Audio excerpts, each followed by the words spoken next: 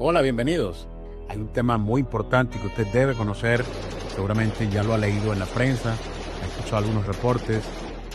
No tengo ninguna duda, porque la gente que está pendiente de la geopolítica anda brincando de un portal de noticias a otro buscando la información actualizada.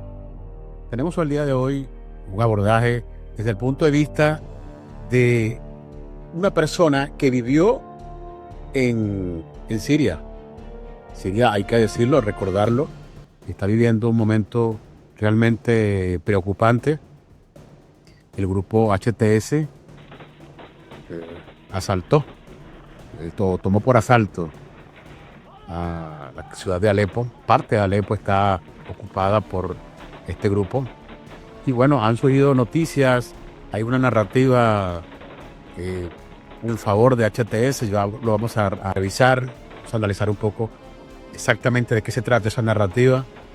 Y por supuesto, vamos a darle un contexto rápidamente. El gobierno de Siria, que tenía una especie de pausa en el conflicto, bueno, se aprovecharon algunas coyunturas allí. Puede ser tema Ucrania, Rusia, puede ser tema Hezbollah e Israel con una pausa momentánea. Y bueno, estaban cocinando algo los insurgentes en Siria. Bueno, le dieron un golpe allí, un golpe fuerte, porque toman el grupo de HTS tiene su cuartel general en Idlib. Vamos a explicar o a tratar de explicar algunas cosas allí, cómo están conformados el grupo del gobierno, los grupos que se le oponen y quién es el enemigo de todos. Y el enemigo de todos no es Bashar al-Assad. Bueno, vamos a darle aquí play. Yo quisiera, antes que todo, agradecer a los que están allí. Denle like si no le ha dado like. Suscríbase si no lo ha hecho. Activa la campanita. Antes de ver a la persona que he convocado virtualmente para que me acompañe a revisar lo que ocurre en Siria, vamos a revisar un Los par de... orígenes de Hayat Tahrir al-Sham se remontan a la Guerra Civil Siria de 2011. Sin embargo, el grupo se creó con el nombre de Jabhat al-Nusra, la filial de Al-Qaeda en Siria. Es lo que le estaba contando. ¿Cómo surge el Frente al-Nusra? Bueno, el grupo Al-Qaeda, cuando estaba Osama Bin Laden, nace en el año 88, 1988. Bueno, tenía la visión de expandirse por otros espacios. Muere Bin Laden y su sucesor quedó gerenciando más o menos lo que iba a ser la expansión del grupo. En el año 2011, si mal no recuerdo, el equipo de Al-Qaeda designa para esa tarea a uno de sus hombres más fieles allí, un soldado importante en Al-Qaeda, había estado en algunos frentes. Este hombre fuerte, Ayman al-Zawahiri, bueno, designa a uno de sus hombres de confianza para que cumpla una misión importante y levante una célula en Irak. Al-Zarqawi muere y queda al mando el que seguramente usted ha escuchado, Abu Bakr al-Baghdadi. Sin embargo, él tenía otra visión de las cosas, porque él entendió que la visión de Al-Qaeda era muy gradual, era alcanzar objetivos de manera pausada, más lenta, y él tenía otra visión, al-Baghdadi, y él, después de andar por allí en proyectos, él funda el grupo Estado Islámico. Él funda este grupo y juntamente tenía relaciones con Al-Qaeda, o sea, él funda su grupo, sin embargo no pierde la relación con la nave matriz que es Al-Qaeda. Entonces tenemos allí Al-Qaeda nave matriz para tener la relación Al-Qaeda nave matriz y una célula en Irak que estaba ya ahora al mando de al-Baghdadi, pero no como Al-Qaeda Irak, como filial directa, sino como una filial indirecta, que era Estado Islámico, al mando de al-Baghdadi. Al-Baghdadi, también coordinando con Al-Qaeda, toman la decisión de abrir una célula de Al-Qaeda en Siria. Acuérdate que Al-Qaeda está en Afganistán, que tenían una célula en Irak, al frente estaba al-Baghdadi, y luego abren una célula en Siria. Ahí estaba designado, o para ello designaron a uno de los otros soldados importantes allí, un hombre fiel, seguramente, a Mohammad al-Golani, o al-Julani, como usted lo puede leer también por ahí, al-Golani. Entonces, y esta célula se llamó al-Nusra. La matriz Al-Qaeda, en Irak, Estado Islámico, y en Siria, al-Nusra.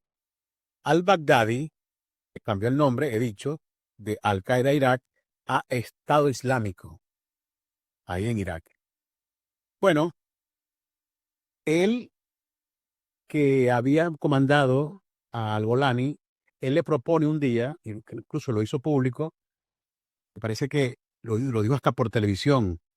Él declaró en televisión que al-Nusra de Siria, con Golani a la cabeza, y Estado Islámico en Irak, con él al-Baghdadi a la cabeza, iban a fusionar los grupos. Estado Islámico, al-Nusra. Estado Islámico ya no se llamaría Estado Islámico de Irak, sino se llamaría Estado Islámico de Irak y el Levante. El Levante es una región que comprende Siria, Israel, Jordania, Líbano, Irak. Creo que no me falta ninguna. Esa era la propuesta de al-Baghdadi. Vamos a darle fuerte allí, unir los dos grupos de Irak y Siria, o de Irak y el Levante, no Siria, sino todo hasta Israel. Bueno, y lo dijo por televisión, y al-Golani rechazó la propuesta. Rechazó la propuesta y dijo, mira, yo soy fiel a Al-Qaeda. Hubo un conflicto entre ellos, hubo un conflicto entre al-Baghdadi y al-Golani que creó de 2012 a 2014 conflictos tremendos entre estos grupos terroristas. Tenemos entonces al-Golani, al-Baghdadi enfrentados y están ya en una guerra incipiente interna que es independiente de la guerra contra Bashar al-Assad. Luego, en una cosa que llaman, que está muy de moda, lo he escuchado estos días, de eso de rebranding, eso de mejorar la marca, que se utiliza mucho en este tipo de organizaciones. Este caballero, al-Golani, trata de desvincularse de Al-Qaeda y trata de desvincularse públicamente en los medios de Estado Islámico. Y le cambia el nombre Jabhat Fateh al-Sham al antiguo al-Nusra, al frente al-Nusra, al Jabhat al-Nusra. Le cambia el nombre. O sea, le cambia el gato pardo, pues. Para que todo quede igual, vamos a cambiar todo. Entonces, quedó ya el al-Nusra prácticamente desaparecido y evoluciona a lo que llaman al-Sham, al frente al-Sham. Luego, en el 2017, hubo otra evolución en el nombre de este al-Sham y es donde nace HTS. Entonces, evolucionando, Al-Qaeda Irak evoluciona a Estado Islámico, ya no en fusión con su filial de Siria o su homólogo de Siria, y en Siria hay una evolución de al-Nusra hasta HTS. HTS, ahora sí, es el grupo que logra controlar luego, él tenía, repito, su cuartel en Idlib, es el que logra controlar Alepo. Vamos a escuchar un poco la noticia. Está dirigida por Abu Mohamed al-Jalani, que fue comandante de Jabhat al-Nusra, que es esencialmente una rama de Al-Qaeda. Durante el levantamiento Lo que estamos diciendo, que no hay que perder de vista estos nombres como una herramienta cuando usted vea la noticia, lea noticia. Al-Golani fue comandante de al-Nusra y él fue quien empezó a que el nombre evolucionara para vender una imagen más fresca y separarse ante los ojos de los medios, de los grupos locales, de los grupos internacionales, de Al Qaeda y de Estado Islámico. Levantamiento contra el presidente Bashar al-Assad, al-Nusra demostró ser una de las fuerzas de oposición más peligrosas. Sin embargo, parecía estar motivada por la ideología yihadista más que por el bien de la revolución. En 2016, el grupo rompió filas con Al-Qaeda y su líder, al-Yolani, creó una nueva organización que más tarde adoptaría el nombre de Hayat Tahrir al-Sham, de confesión sunita. Era parte de un intento de presentar al grupo renunciando al terrorismo internacional y con objetivos regionales, aunque Hayat Tahrir al-Sham sigue siendo designado como organización terrorista por la ONU y países como Estados Unidos y Turquía. Es la fuerza dominante en la provincia noroccidental siria de Idlib, estableciéndose como administración local de facto en las zonas que controla. Hay un tema importante cuando decimos que estamos escuchando últimamente los grupos rebeldes moderados. Hay una ambigüedad allí un poco que genera polémica. El mismo grupo puede cambiar de nombre en la narrativa de los medios dependiendo de a quién esté atacando o a quién esté tratando de desestabilizar. Y es por eso que un grupo puede ser, si ataca a un país X, terrorista, pero si ataca a otro país Y, es un grupo insurgente. Casi que le dicen chicos rebeldes. Rápidamente con estos grupos armados que entran de fuera, la gente sale a la calle. Ahí sí sale a la calle. En Damasco, en la capital, ahí la ven, Damasco, y en Alepo, la segunda ciudad del país, que es donde nosotros tenemos la misión. La gente salió a la calle, miles de personas con pan. Por cierto, Damasco tiene, ella está hablando de persecución de cristianos en Damasco, y Damasco tiene historia como sitio en el cual han sido perseguidos los cristianos. En el Nuevo Testamento de la Biblia judeocristiana tiene un personaje llamado Pablo o Saulo, que ahí en Damasco persiguió a cristianos, que no diría, ¿no? Incluso de alguna forma participó en la ejecución de Esteban, un cristiano fuerte que brillaba por aquel entonces. Dice la Biblia allí que Pablo le cuidó las ropas a los testigos.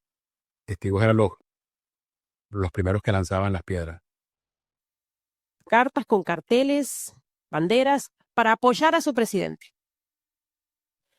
para expresar y manifestar su opinión respecto al gobierno que tienen.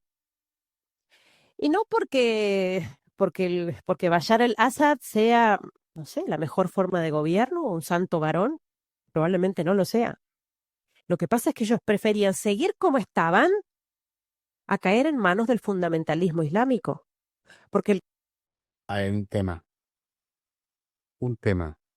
porque no es porque lo diga yo, porque lo haya dicho Juan Pérez o Pedro Pérez, sino que para algunos analistas el asunto del mal menor y el mal mayor está presente en Siria, por ejemplo. Mucha gente en Siria se ve en el espejo de Afganistán, del talibán afgano. ¿Qué preferimos? ¿Un gobierno como el talibán o un gobierno como Bashar al-Assad? Seguramente ambos son crueles en alguna medida con el pueblo. Yo no vivo allá. Quien sufre y padece son los sirios. Pero hay que valorar lo que piensa el sirio, la mujer siria, de verse en el espejo de algún día estar expuesta, no sé si lo querrá o no, yo creo, digo lo que más o menos, a la condición de la mujer afgana allí. Y hay que recordar que la oposición a Bashar al-Assad, no todos quieren democracia a la luz del lente occidental, no todos quieren democracia, porque hay quienes, como el caso de ISIS, el caso de HTS y otros grupos yihadistas que tienen otra visión. El caso de ISIS, directamente ellos quieren acelerar la implantación de un califato mundial y en cada región ir designando emires, aunque el heredero de al-Baghdadi no se ha declarado califa hasta donde yo sé. Sí entiendo que si se declara un califato o un califa, otro califa de ISIS será él, pero no creo que, bueno, no he leído si el heredero de al-Baghdadi se ha declarado califa, pero al-Baghdadi se declaró califa del planeta Tierra e ir nombrando, juramentando allí, designando emires por regiones. Y quieren implementar o designar un emir en Siria, seguramente, por la doctrina.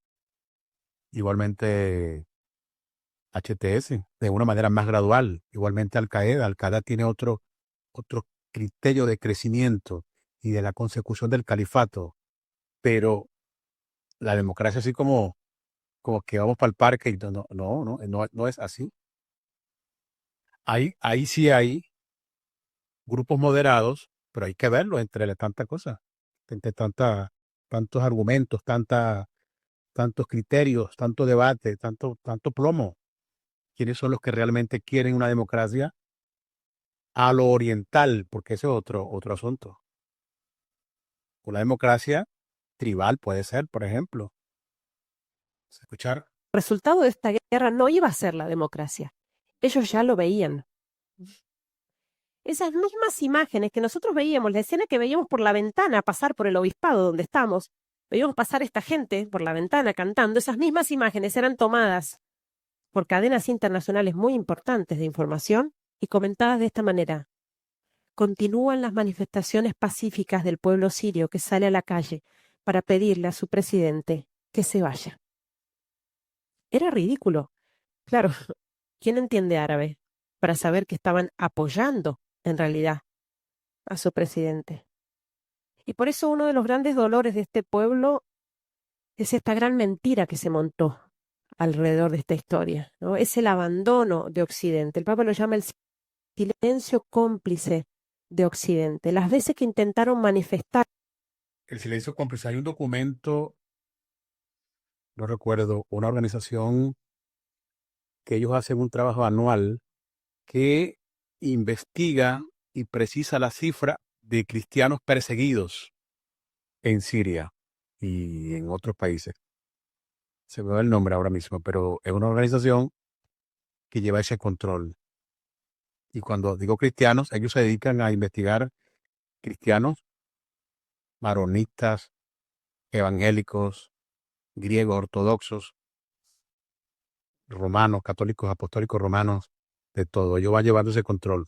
Porque, ciertamente, aunque hay, según he leído, cierta libertad para grupos minoritarios, como alawitas y cristianos, también es cierto que hay cualquier cantidad de denuncias de persecuciones del gobierno de Bashar al-Assad en contra de grupos cristianos y en contra de otras minorías. Entonces, pero yo digo, hay todo un asunto muy complejo. Es complejo. Y expresar realmente su opinión, su voz fue totalmente tergiversada. Y fíjense que todo esto que se armó en torno a esta guerra, ¿no? Obviamente es una operación muy grande que requiere, por así decir, la opinión, el apoyo de la opinión pública, la aprobación de la opinión pública. Es decir, que Occidente apruebe que estos rebeldes, ¿no? Estos rebeldes moderados, ¿no? Lo que estamos hablando, ¿no? De rebeldes moderados. ¿En qué momento un grupo pasa de ser terrorista a rebelde moderado. ¿A qué hora? Como dicen en Colombia. ¿A qué hora? Entonces es un tema difícil. Cambias el nombre, haces un rebranding allí, maquillas, cambias, votas a 4 radicales, no sé. Se levanten contra el dictador. Pero fíjense que es un error de Occidente, que nosotros cometemos como occidentales, de juzgar a los árabes con nuestros criterios occidentales. ¿Verdad? Y entonces vivimos nuestras democracias y pretendemos imponerlas a los demás. Exportar Sí, es que nuestras democracias a estos pueblos. sí, exportar las democracias problema, es un problema, por eso yo invito a quienes me ven, a quienes escuchan el programa, que estamos haciendo una comunidad ya de análisis geopolítico. Algunos están con un nivel más avanzado, otros con un nivel más básico, otros con un nivel medio, pero vamos llevando un criterio común en esta comunidad de este canal. Y una de las cosas que yo defiendo es entender la cultura del otro en un ejercicio de alteridad, ponerse en los zapatos del otro, pero de verdad. Y entonces, unos pueblos diferentes a los pueblos occidentales que no pasaron por los filtros de la Grecia o de la democracia griega, separación de poderes, no pasaron por el filtro del pensamiento romano, el derecho, que tienen visión distinta a la Ilustración y al Renacimiento, tienen otra percepción del mundo, del mundo. Ven el mundo de otra forma. Es inevitable. Si yo no he visto una película, no puedo opinar de esa película. Si yo no he ido a un parque, a una ciudad a visitarla, no puedo, no tengo la visión. Para mí eso no existe. Los grupos, los pueblos orientales tienen otra cosmovisión, tienen otra visión del mundo, de la cultura. Mejor o peor, no lo sé, pero es otra. Entonces no es lo mismo hablar de Jehová, hablar de Jesucristo, hablar de la cultura, hablar de la música desde Occidente, que hablar de lo mismo, pero en Oriente. La divinidad es otra, sí o sí. La cultura es otra, sí o sí. Están en el pensamiento grupal, tribal, un poco más familiar, clanes. Esa es la visión tradicional histórica de muchos países en Asia. Es la verdad. Otros tienen una visión más a lo democrático occidental, sí. Sí, porque han estudiado, han visto, como dicen por ahí, han visto el mundo occidental. Y algunos quieren implementar. Mire, la Carl Schmitt fue un teórico importante en el pensamiento constitucional. Hay una frase que se me viene ahora mismo a la mente, que es que él decía que, hablando de democracia, la democracia no es posible en ciudades divididas y en ciudades con una diferencia social muy amplia. Pero mi percepción es la mía, sin jugar al otro. Mi percepción es, como decía Churchill, la democracia, el sistema, es el peor sistema, pero es entre el ranking de sistema, es el mejor. Está la monarquía, está lo que tú digas, lo que tú quieras, pero la democracia es una técnica de gobierno injusta, a más no poder. Quienes pueden acceder a funciones de gobierno es una élite. Siempre hay, parafraseando aquel, el puño de hierro de la oligarquía en los gobiernos. El que llega no se quiere ir. Corrupción, injusticia, burocracia, pobreza. Pero, tal vez, desde mi punto de vista, es el menos malo en el saco de los peores sistemas. Habrá otros mejores. Habrá algún pensador, usted que me está escuchando, de repente tiene una idea mejor para llevar la estructura de un país. Rothbard, tengo un libro, por cierto.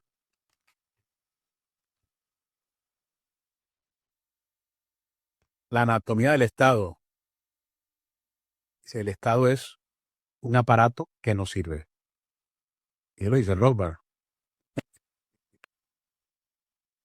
Un aparato que no sirve, que nos pesa a nosotros, que nos roba, que nos quita el dinero, el Estado.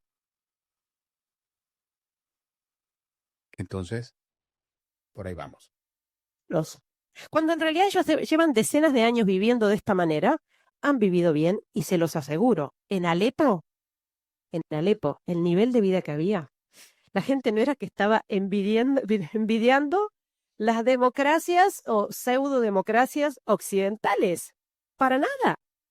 Es más, los cristianos, aun siendo minoría, tenían cierta libertad religiosa, incluso para manifestarse, incluso para influir en el gobierno, para tener puestos en el gobierno, que como ellos dicen, quienes ¿Qué dicen? están refugiados ahora en Europa, me lo han dicho, me he encontrado con personas sirias que me lo han dicho. Libertades que aquí en Europa, en plena democracia, los cristianos no tienen. Eso es polémico, pero tiene una interpretación. Dice, ¿qué tiene que ver el cristianismo con el poder?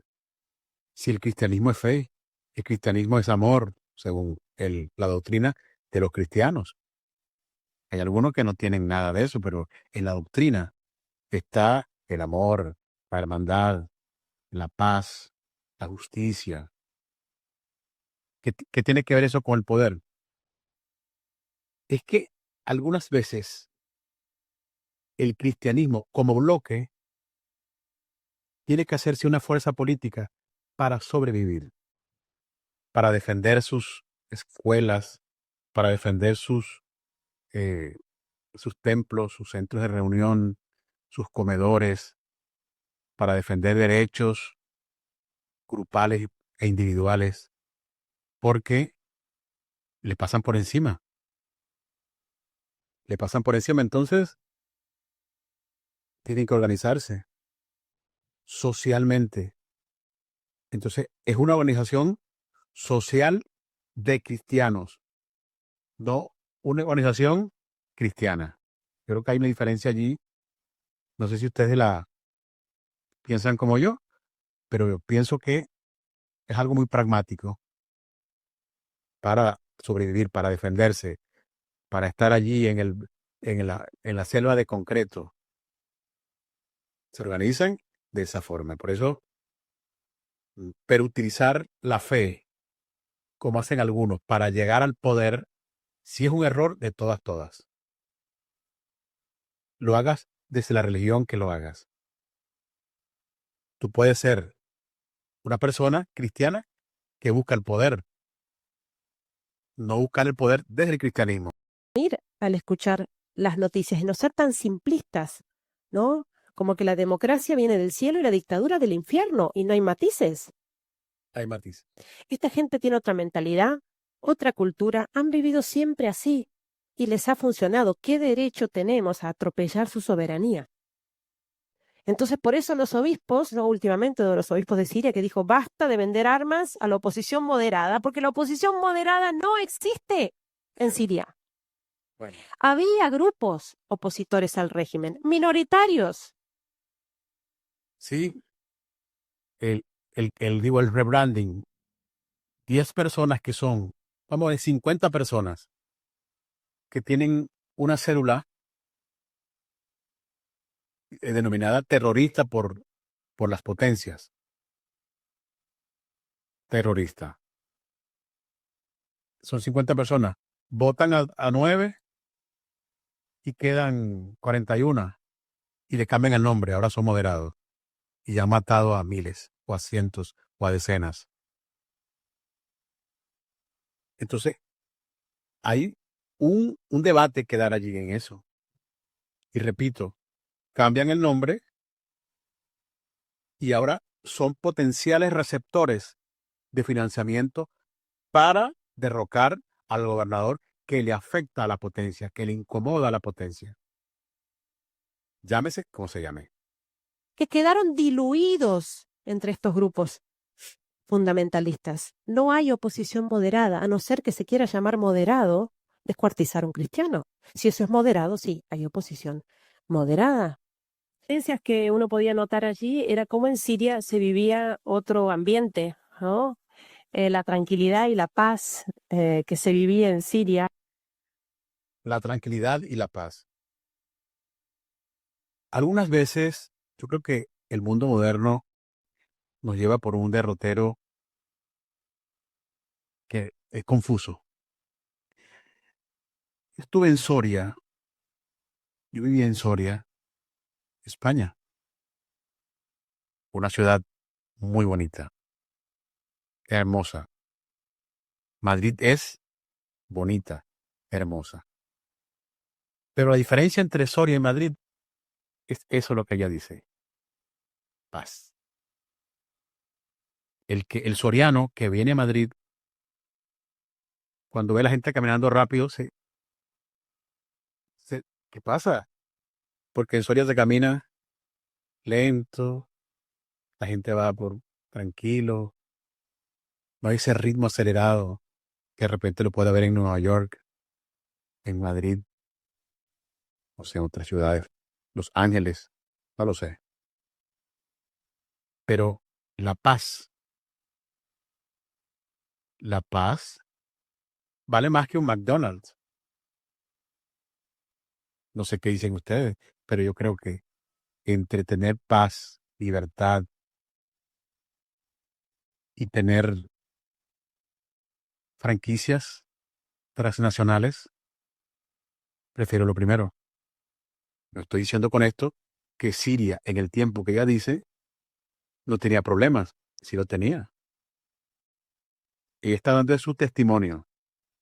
Y lo estamos entre nosotros, entre usted y yo, evaluando, valorando, analizando.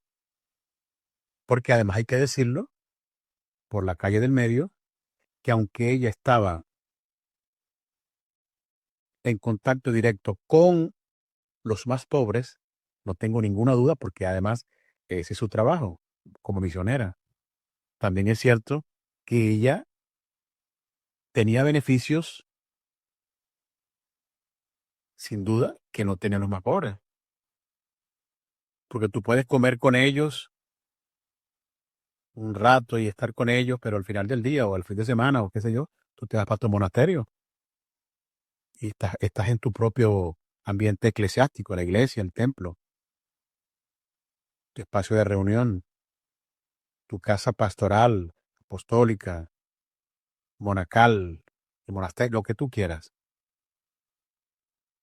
Por eso cuando uno escucha a personas hablar bien de un gobierno al que el pueblo tiene cuestionamientos serios y hablar favorable al pueblo, no quiero decir ningún nombre, no, pero y si tú no has ido a convivir allá, no, no, yo he ido para allá, tú no has ido para allá, tú has pasado por ahí y te metes en la casa del presidente.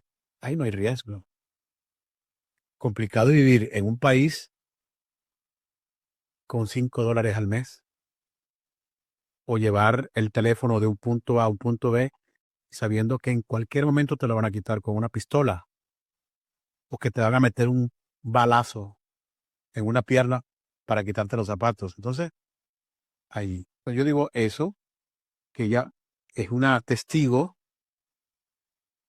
importante, pero hay que valorarla en ese sentido. Era totalmente atípica para el resto de los países que yo había conocido. Son decirles que después de esos 12 años que yo pasé de misión en Egipto, estaba realmente cansada, agotada e incluso con mi salud un poco resentida, y es cuando mis superiores me ofrecen buscar un lugar tranquilo para descansar y yo pido ir a Siria. Lo pedí solita, no le puedo echar la culpa a nadie. Y fui a Siria.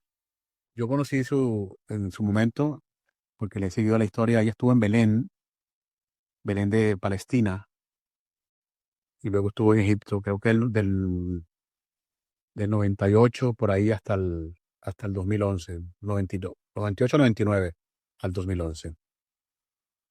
Y dije Belén de Palestina, Belén está en Palestina, está en territorio de Cisjordania. Claro que hay un tema allí de ocupación, pero así es. Y lo cuento esto a propósito para que se note lo que era este país, ¿no? Hasta que empezó la guerra. Y yo creo que uno de los años de misión, yo llevo 18 años como misionera en Medio Oriente, uno podía contar muchas cosas, ¿no? Uno vive muchas experiencias y muy duras. Pero realmente lo de la guerra y la persecución no tiene comparación con nada. No creo que haya un dolor más atroz para un pueblo. Por eso creo que los periodistas de guerra, los analistas de los que están en el terreno, los misioneros, tienen un valor testimonial porque todo lo que han escuchado, todo lo que han visto, el aporte que pueden dar a los... Luego algunos se convierten en investigadores, en conferencistas, en el caso de ella, y bueno, nos ayudan a nosotros, los que estamos de este lado, a entender un poco. Cada quien tiene su metodología de trabajo y luego nos ayudan a entender y comprender lo que allá ocurre. Como lo que está viviendo Siria desde hace más de 4 años. Siria, un país que era tan Hay que aclarar que este video no es reciente, no es de este año, creo. próspero económicamente, un país que realmente no...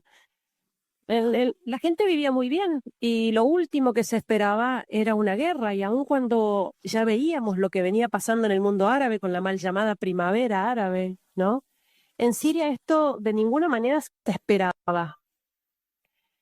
Y Siempre hay células dormidas y la extensión y la expansión de los grupos nucleares duros eh, o Al Qaeda fue influyendo de manera importante para el crecimiento de, de estos yihadistas. Y hay un tema que es lo que yo digo, el testimonio de ella, que tiene un aporte valioso, pero su percepción, aun cuando lo que nos dice nos enriquece, tiene limitaciones en la percepción porque, bueno, los que están un poco más allí dan acceso a las tiendas, a los militares, a los rumores que se dicen, esas cosas, ellos no se lo van a decir, pero había, en lo que he leído, como que algo en el aire de revueltas con el padre de Bashar al-Assad. Recuerda que ellos tienen, por eso que se le llama régimen a ellos, al padre y al hijo, un régimen, porque característica de un régimen es fuerza represiva para controlar al pueblo en sus manifestaciones, también por el respeto o no, en este caso no, según los manifestantes, el respeto que exista de los derechos humanos y un elemento, hay otros, pero un elemento es que es la insistencia del gobernante de turno de mantenerse en el poder. Usted mira, bueno, es también una palabra manida que tiene sus matices porque depende de quién esté. Bueno, pero básicamente en los textos se le dice régimen a estos gobernantes, estos gobiernos con algunas de estas características. Sin embargo, llegó también. Los primeros disturbios fueron en el 2011.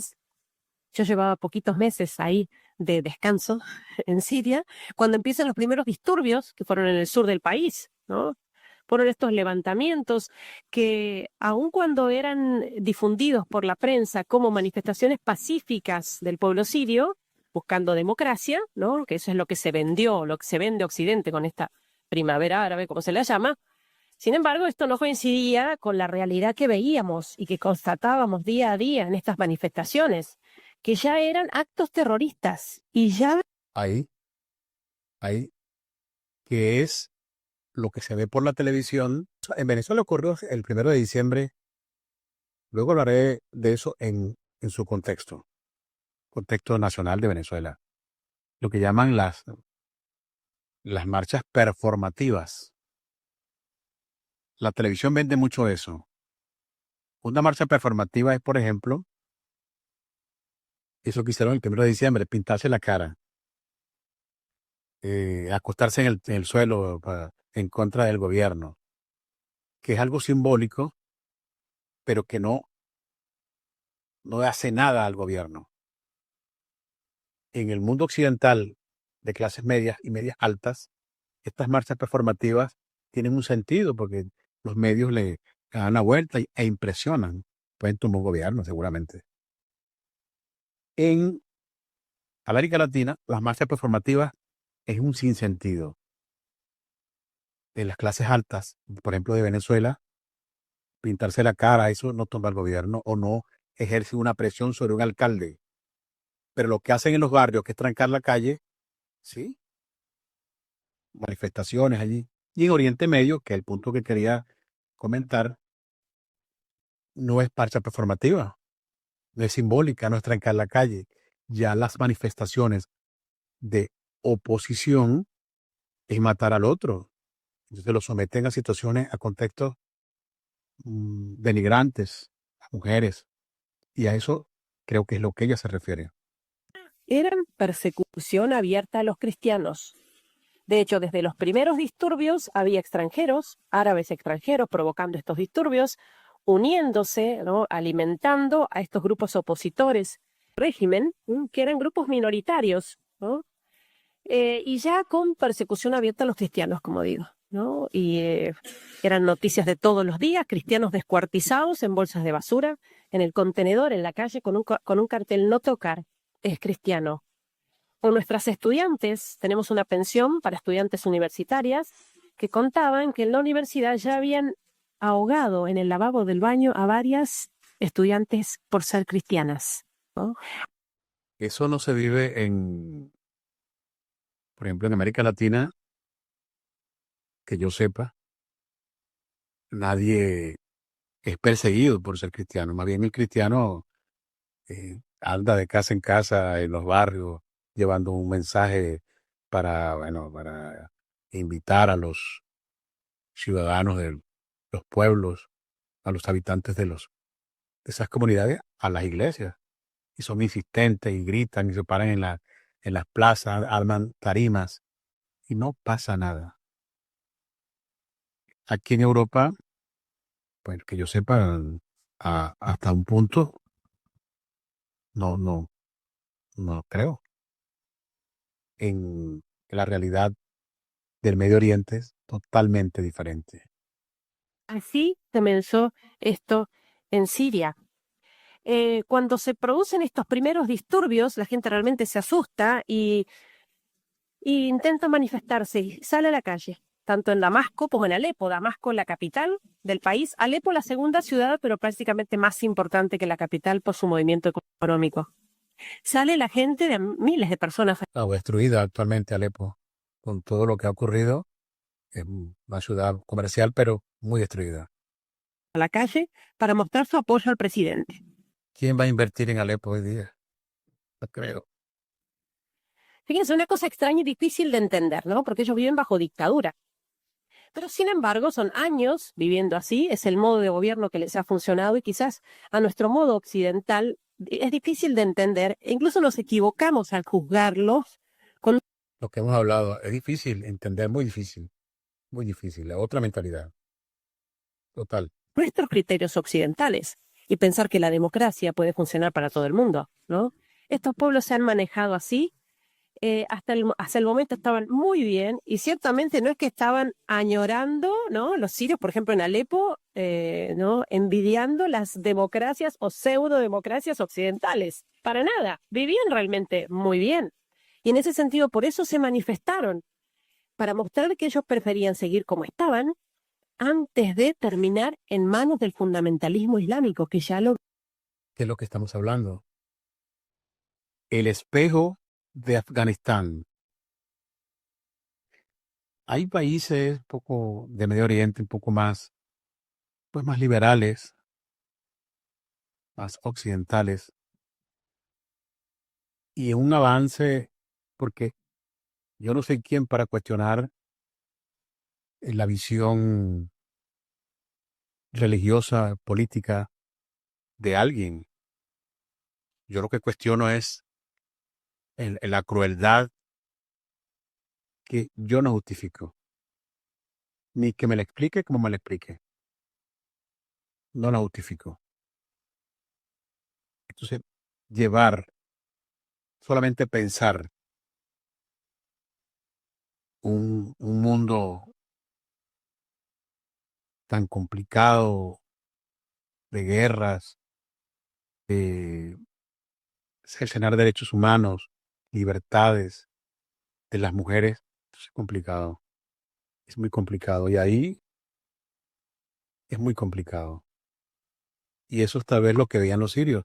Y digo yo, posiblemente, yo no, no soy sirio, pero entre el muy malo y el demasiado malo, es quizá lo que estén viendo ellos.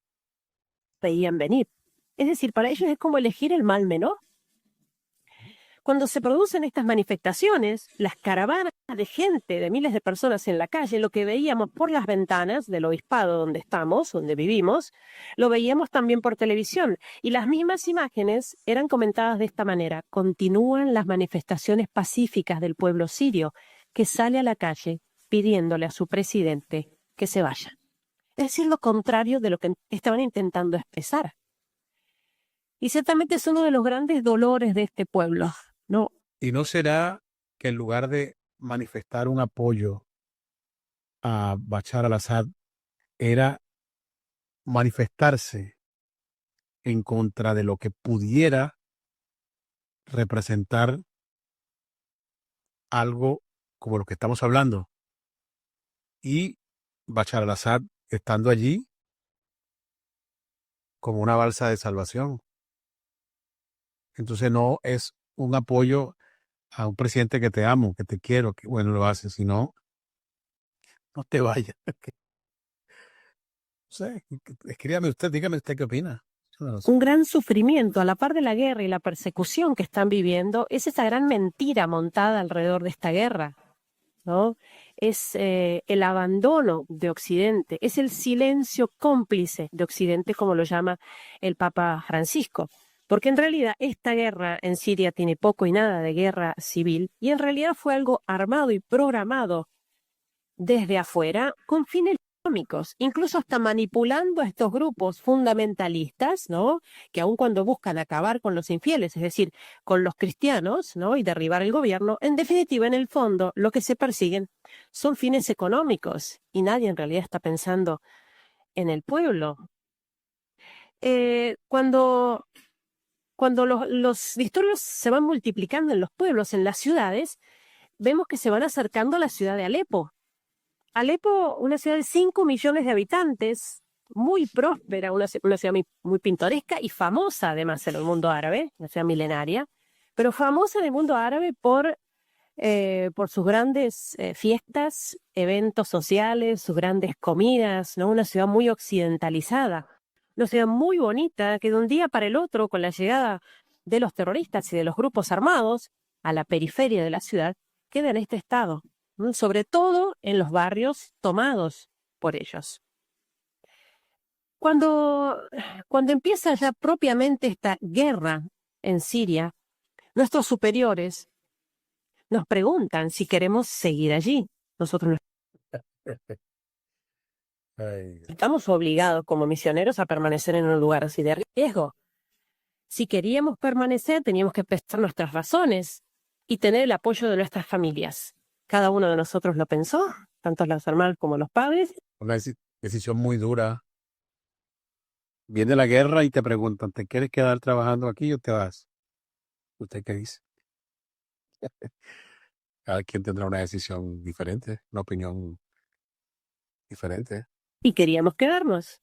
Yo recuerdo que hablé con mi familia y le dije a mis padres, bueno, ellos sabían cómo estaba la situación, veían las noticias. Le dije, me quiero quedar. Mi padre me dijo, y lo que pasa es que has estado con esta gente hasta ahora y los vas a abandonar cuando más te necesitan. Vos tenés que estar ahí. Así eso significa dar la vida. Sos misionera. Bueno, Y me dijo también esto, además, no pretendo de ninguna manera competir con Dios. Él te cuida allá mejor de lo que yo te puedo cuidar acá.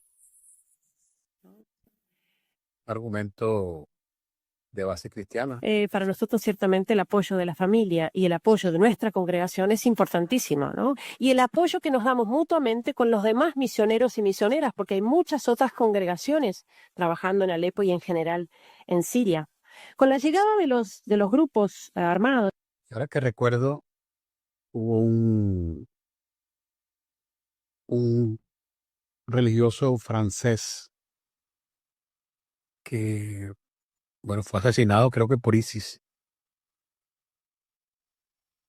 un obispo francés y un religioso de la iglesia ortodoxa griega y la hermana Ibrahim, se me va el nombre, me acuerdo de Ibrahim, que la relacioné con otra cosa que leí.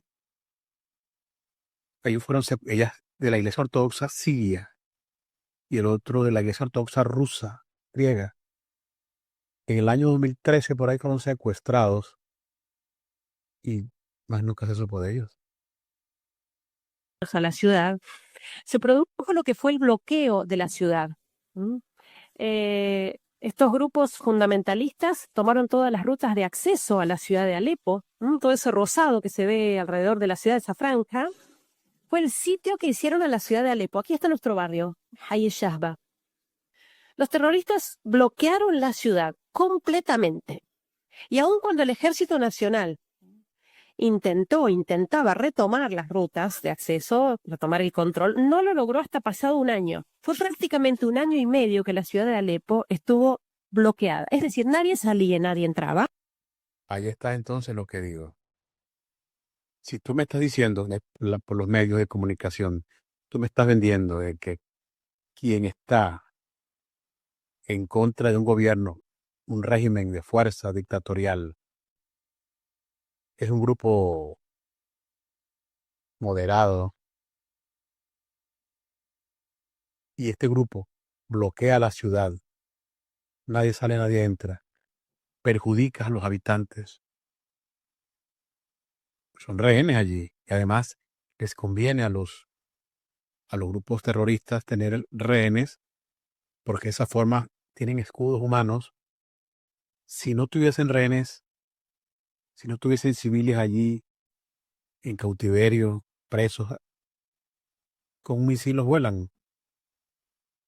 Pero por eso es que es difícil, porque hay una prohibición totalmente sensata de no accionar militarmente si hay de por medio personas inocentes que han sido secuestradas por sus captores. Pues esta gente que los utiliza como escudo o como moneda de cambio. Y nada salía y nada entraba. Imagínense una ciudad de 5 millones de habitantes sin insumos durante más de un año. Se acabó el combustible, ¿no? Ya no veíamos vehículos por la calle. se acabó el gas, las garrafas de gas, y gente que lo tenía todo, esta gente que vivía tan bien, ese nivel de vida tan alto, salía a la calle y arrancaba ramas de los árboles para cocinarse algo para comer. Luz, Lo vivimos en Venezuela, pero a otro nivel. No se puede comparar Siria con Venezuela bajo ningún concepto. No se puede comparar en los casos. Venezuela tuvo circunstancias parecidas sin la guerra. agua. Hasta el día de hoy es un terrible problema. Tenemos 1 hora de electricidad por día o 2. ¿Cuándo tenemos electricidad? Porque ahora, en este momento, en Alepo llevan 50 días sin electricidad. El agua llega una vez por semana o cada 10 días por unas horas. Pero la época esa del bloqueo que fue ese año fue terrible, ese primer año. Para mantener las medicinas, por ejemplo, bueno, habrá, no sé, planta los equipos humanitarios tendrán algunas ventajas. Imagínense lo que era la entrada de alimentos, es decir, los alimentos que no entraban. Todo lo que son alimentos perecederos que entran del campo, uno no se lo pregunta mucho, ¿no? Cuando va al supermercado o va a la verdulería, pero todo eso entra del campo a las grandes ciudades. Verdura, carne, frutas, todo se acabó. Y estuvimos sobreviviendo como pudimos. 5 millones de personas. Arroz, fideos y enlatados, lo que quedaba en los mercados. La gente decía, Bueno, hay una falsa narrativa de decir que algunos grupos de estos perfiles son una especie de socialistas. Socialistas no. Lo digo porque todos son iguales menos ellos, que son diferentes, porque los grupos líderes, los que cerraron la ciudad y el gobierno, sí come. Y come bien. Tiene otro sistema de reserva. Incluso los que bloquean pueden ir a frontera, pasar la frontera y buscar insumos. Y que pasa trabajo el pueblo, la gente de abajo. Ayer vi un documental, una niña siria. ¿Cómo se llama? Ebril, no me acuerdo cómo se llama. nos están dejando morir de hambre y de sed, mientras el mundo no lo sabe, porque nunca en ese año y medio Alepo fue noticia. Y estamos en la era de las comunicaciones. Ya estamos casi terminando, pero qué interesante eso que dicen. Porque un país que tenga un año prácticamente con 1 hora al día de luz, es un país que para los medios no existe, no le interesa dar la noticia. Es la verdad. Por eso es que hay unas guerras que se venden más que otras. En los próximos días vamos a hablar de las guerras de África, guerras que nadie conoce, no venden, no tienen rating. No son cosas casuales. Bueno, vamos a ir dejando esto hasta acá. De verdad que escuchar a la hermana Guadalupe Rodrigo reaccionando a sus vivencias, sus impresiones de lo que vivió en Siria, es para que usted lo revise, lo analice en su casa, en su familia, con sus amigos, usted mismo con una libreta. Bueno, lo dejamos hasta aquí. Gracias por estar allí, por escuchar la información. Comparta el enlace, denle like. Si usted no se ha suscrito, suscríbase, activa la campanita y bueno, nos vemos y nos escuchamos en el próximo programa. Chao.